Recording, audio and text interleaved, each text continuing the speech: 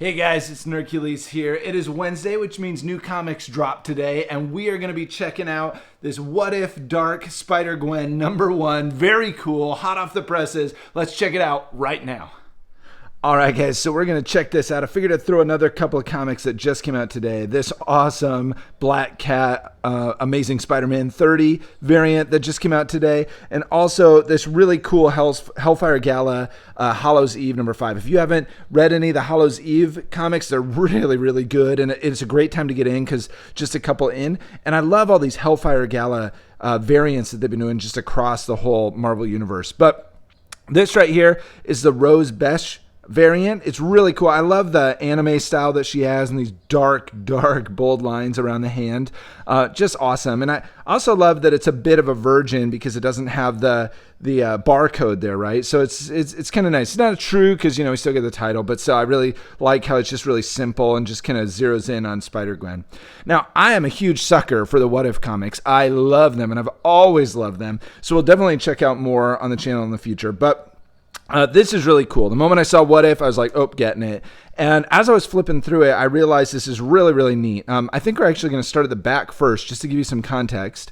So, deals with Spider-Gwen, and then in the back, they kind of give you some issues that you may want to check out to give you a little bit more info about Spider-Gwen. If you're kind of new to her, don't know a whole lot about her outside of maybe the movies or something like that.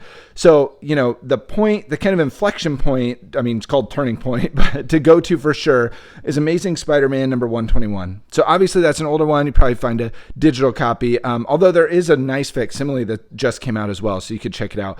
But that's great because in that, one of these people dies, right? And 30-year-old spoiler alert, but it's Gwen Stacy. So obviously that's a huge point for Peter, right? Huge turning point, and this guilt that just kind of weighs on him and carries him forever. But it also fuels that hatred that he has for the Green Goblin, right? So this is a major, major issue.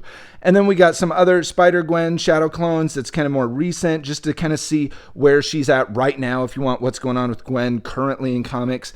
And then this, Edge of Spider-Verse #2 from 2014, which is obviously the first time we see this persona of Spider-Gwen. Like, what if Gwen Stacy wasn't just kind of the damsel in distress who, tragically dies, but what if she was the heroine and it was Peter instead?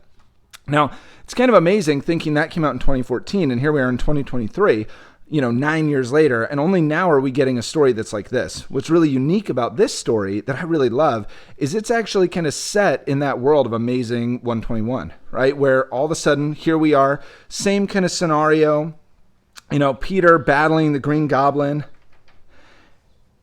just as it plays out in that normal comic. But then, what if, in that fateful moment, Peter went to rescue Gwen, and instead, he died, right? And so now it's a little bit different. Spider-Gwen from Into the Spider-Verse, it's a little different version, different kind of universe's version of Gwen. So in her universe, Peter dies in a different way, but this is really kind of the true 616 universe. Like, what if Peter he died? What if he was the one who died in that scenario?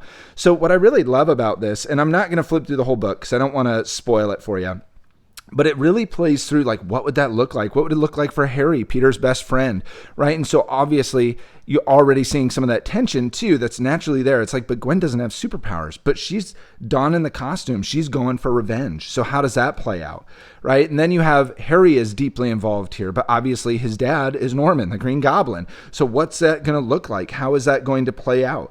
So really, really interesting, and just this tension with their friendship and what she kind of decides to do. She really decides, it's time for revenge. And here, I think this is really interesting. She is a normal person with no superpowers. So what's she going to default to? A gun, right? And I'm going to stop it there just because I don't want to spoil the ending of this. It's super cool, but I love the art style that they kind of went with, this older art style. So it looks like it could have fit when this book originally came out, or when Amazing 121 originally came out.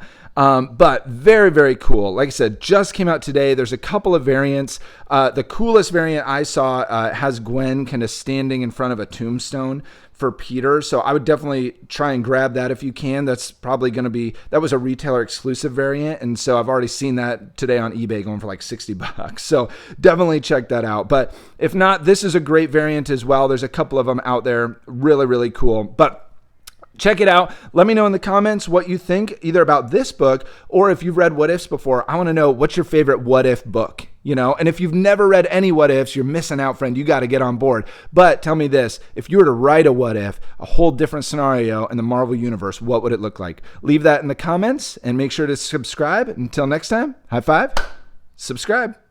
Subscribe. Oh, yeah. Hercules.